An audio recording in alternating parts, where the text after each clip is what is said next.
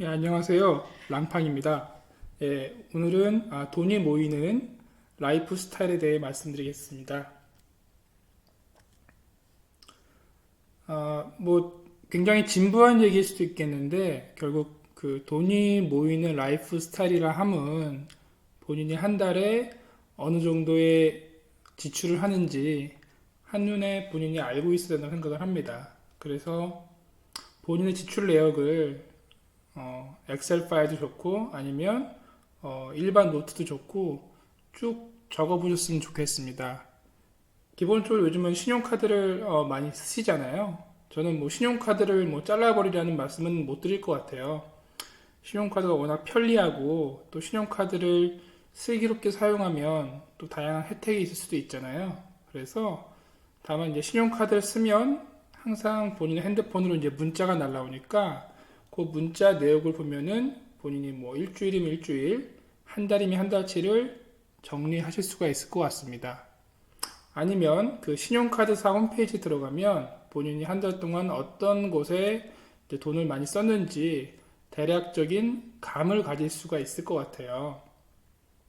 그래서 그런 부분들은 메모했다가 내가 이런 부분들을 좀 줄여 나가겠구나라고 목표를 잡으시면 어느 정도 그 지출 통제에 좀 힘이 붙지 않을까라는 생각을 합니다. 저 같은 경우도 이제 지출 내역을 보면 보통 지인들과의 뭐 술자리, 보통 사람이 뭐 좀 술이 취하면 좀 업돼가지고 뭐 오늘은 뭐 내가 쏠게 뭐 이런 괜히 취기 어린 발언들을 많이 하잖아요. 그래서 그런 경우에 좀 지출을 많이 하게 되더라고요. 그래서 그런 것들은 본인 각각의 라이프 스타일에 따라서 지출량이 다르니까 꼼꼼히 좀 기록하신 다음에 본인의 약점을 좀 잘 파악하시면 좋을 것 같습니다. 자, 우리가 이제 월에 지출하는 비용에는 생산성을 향상시키는 비용과 소위 말하는 시발 비용이 있습니다. 그, 이제 뭐 직장 생활이나 혹은 이제 개인 사업에서 스트레스를 받으면 그것을 이제 풀기 위해서 충동적으로 사용하는 비용을 요즘 소위 말하는 시발 비용이라고 하죠. 그래서 사실 이제 이런 비용들 우리가 억제하기가 굉장히 어려운데 자기만의 어떤 패턴을 만들었으면 좋겠어요. 내가 스트레스가 너무 쌓였다. 그러면 조금 비용을 낮추는 방식으로 뭐 예를 들면 뭐 혼자 어디 좀 분위기 좋은 바에 가서 내가 오늘은 딱 뭐 위스키 한 잔을 마시겠다. 혹은 나는 오늘 무조건 집에 안 들어가고 뭐 심야 영화를 한 편 보겠다. 내지는 또 뭐가 있을까요? 오늘은 나는 뭐 PC방에 가서 내가 좋아하는 게임을 뭐 실컷 하겠다. 내가 아주 좋아하는 맛있는 음식을 돈이 좀 들지만 먹겠다. 이런 식으로 몇 가지 본인만의 스트레스를 푸는 방식의 패턴을 정해놓는 겁니다. 그러면 그 패턴이 정해져 있기 때문에 어느 정도 계획된 지출을 할 수가 있겠죠. 근데 그런 패턴이 없으면 이제 뭔가 스트레스를 풀기 위한 그 충동이 무한 급수적으로 늘어나기 때문에 뭐 아주 비싼 무슨 명품 백을 산다든가 혹은 뭐 명품 시계를 산다든가 이런 식으로 좀 지출 금액이 예상보다 커질 수가 있어요. 그래서 우리는 이런 계획되지 않은 우발적인 지출을 줄여야만 합니다. 그러면 이제 생산성을 향상시키는 비용은 뭐가 있을까요? 네, 당연히 이제 본인의 본업의 경쟁력을 강화하는 쪽으로 이제 그 생산성을 향상시킬 수가 있겠죠. 뭐 예를 들어서 해외 영업을 하시는 분이라면 뭐 제2 외국어를 배운다든가 아니면 뭐 전략 기획 쪽에 있는 분들이면 뭐 AI, CPA를 공부하신다든가 뭐 그런 생산성을 향상시키는 비용은 언제나 저는 굉장히 긍정적이라고 보고 있습니다. 근데 이제 본인이 지금 다니는 직장에서의 생산성은 또 퀘스천 마크일 수가 있는 게 직장에 따라 내가 능력을 높이면 빨리 승진을 하거나 연봉을 뭐 많이 받을 수 있는 회사가 있고요. 그냥 아직까지도 뭐 이런 회사 있을 거예요. 연차만 채우면 꾸준히 올라간 회사가 있다면 만약에 그렇게 본인의 실질적인 능력과 승진이 차이가 없다면 아무래도 뭐 주식이나 부동산 투자나 혹은 뭐 제2의 부업 같은 쪽의 능력을 향상시키는 쪽으로 자기 개발하는 게 좀 더 현실적이지 않을까라고 생각을 합니다. 어, 결국에는 그 우리가 비용을 좀 절제할 수 있는 라이프를 살려면 어느 정도는 좀 심플한 라이프를 살아야 된다고 생각합니다. 그래서 그 심플 라이프와 관련된 책 두 권을 제가 좀 준비를 해봤어요. 첫 번째 책은 도미니크 로로의 심플하게 산다라는 책입니다. 그리고 두 번째 책은 우경임 이경주의 성장에 익숙한 삶과 결별하라라는 책이에요. 먼저 이 도미니크 로로의 책은 이분이 이제 프랑스 출신 수필가고 소르본 대학에서 영문학 석사를 하시고 뭐 영국, 미국, 일본 등에서 교사 생활을 하신 분이래요. 그래서 책 내용이 굉장히 심플합니다. 책 내용도 심플하고 문장도 아주 쉽게 쓰여져 있고 글이 술술 잘 읽히는 책이니까 크게 부담 없이 읽어보실 수 있을 것 같아요. 그래서 여기 목차를 보면 뭐 물건, 몸, 마음 이런 것에 대해서 어떻게 우리가 심플하게 삶을 살아갈 수 있는지 그런 내용들을 아주 쉽고 재밌게 풀어쓰고 있습니다. 제가 여기서 인상 깊었던 문구를 좀 소개해 드릴게요. 201페이지인 내용인데요.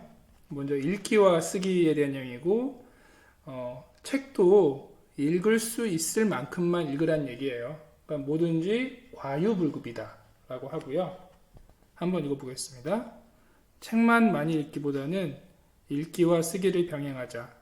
읽고 있는 책에 관해 메모하면서 생각과 의견을 정확하고 명료하게 표현해 보는 것이다. 이런 식으로 이해하면서 읽고 쓰는 것은 자기 것이 된다. 그리고 그렇게 자기 것이 된 내용은 우리가 살면서 겪는 일들을 더욱 풍성하게 느끼고 이해하도록 도와준다. 개인적으로 감동을 주는 문구는 따로 적어놓자. 그 메모들이 모이면 당신만을 위한 훌륭한 지침서가 될 것이다. 예, 그러니까는 어떤 인풋만 너무 맹목적으로 하지 말고 그 본인이 어떤 책을 읽었으면 그것을 직접 자기 것으로 만들기 위해서 어느 정도 글쓰기를 병행하는 것이 좋다. 뭐 그런 얘기를 하고 있어요. 그 다음에 명상에 대한 이야기입니다. 고요함을 방해하는 텔레비전 프로그램과 잡지 기사는 피하자. 이거는 이제 명상을 할 때 그렇게 하자는 얘기죠. 아무 생각이 없는 무념 상태를 만드는 것을 목표로 우선 시작하자. 명상은 생각을 비우고 자유롭게. 그리고 명상은 아침을 고요하게 시작하는 것에서 시작될 수 있다.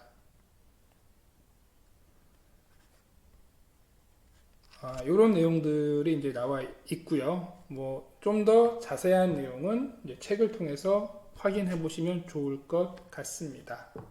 두 번째 책은 앞에서 말씀드린 우경임 이경주의 성장에 익숙한 삶과 결별하라라는 책이고 기자 부부예요. 기자 부부인데 이분들은 이제 1년간 미국에서 휴직을 하고 이제 해외 삶을 살면서 슬로우 라이프를 어느 정도 체험해 보신 분들이고 그 슬로우 라이프를 한국에 돌아와서도 어느 정도 적용해 보시려고 노력하는 그런 부부입니다.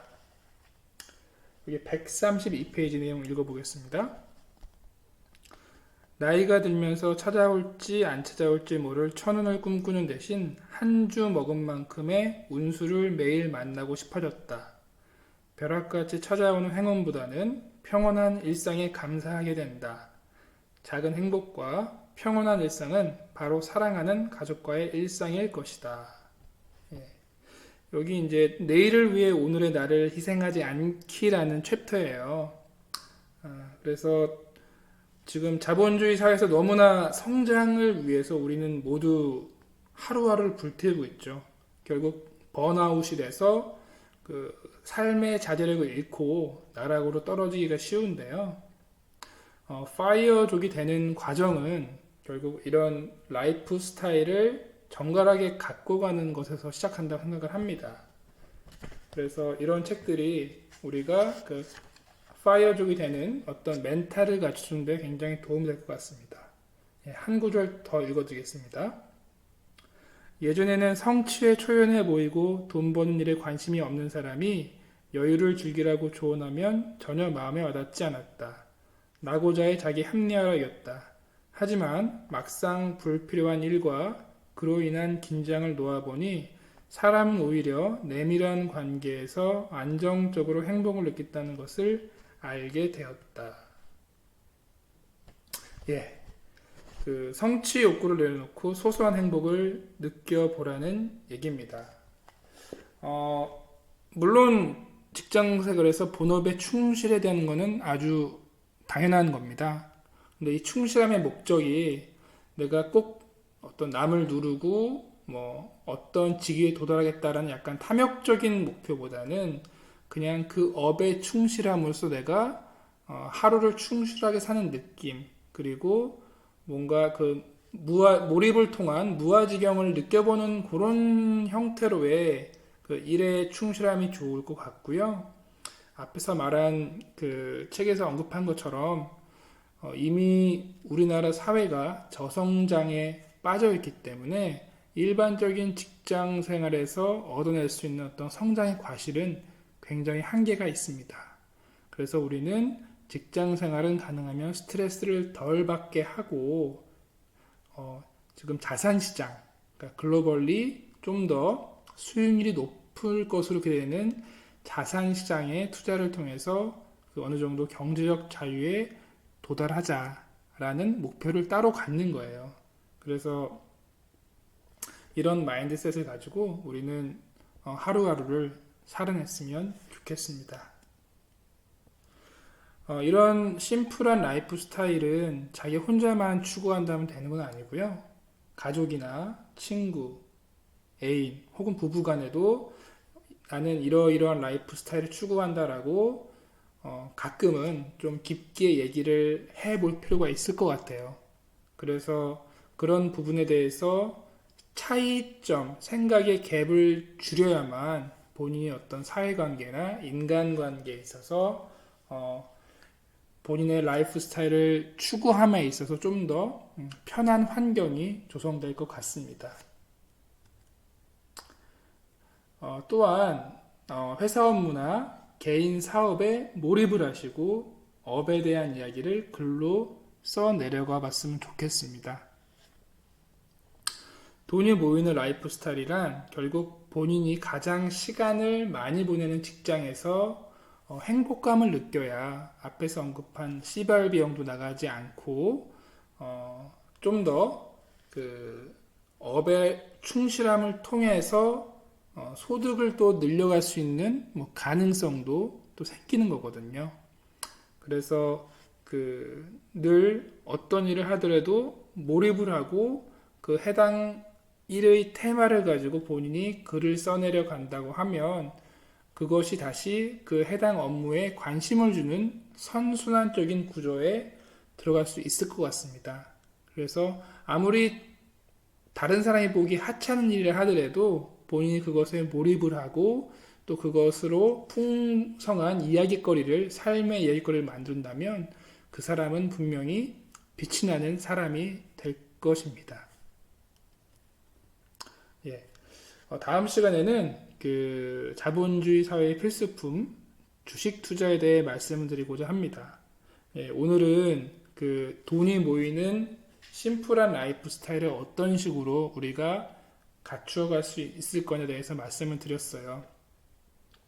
일단 우리가 직장 생활에서 업에 충실함으로써 좀 그런 시발 비용을 줄이도록 하자라는 부분이 있었고, 또 심플한 삶을 살기 위한 구체적인 아이디어가 들어있는 책 두 권을 소개시켜 드렸습니다. 그리고 본인이 하는 일에 대해서 반드시 스토리텔링을 통해 글로 써내려고 하는 그런 습관을 갖자라는 것들을 이제 말씀드렸어요. 그런 인생의 소소한 재미들이 축적이 되면 자본주의 사회에서 물질적인 소비보다 훨씬 더 충실감을 느낄 수 있으면서도 소비 패턴은 좀 더 건전하게 가져갈 수 있는 라이프 스타일을 갖고 갈 수 있다고 생각을 하겠습니다. 예. 그래서 다음 시간엔 주식 투자에 대해서 말씀드리는 시간으로 다시 찾아뵙도록 하겠습니다. 이상 랑팡이었습니다. 감사합니다.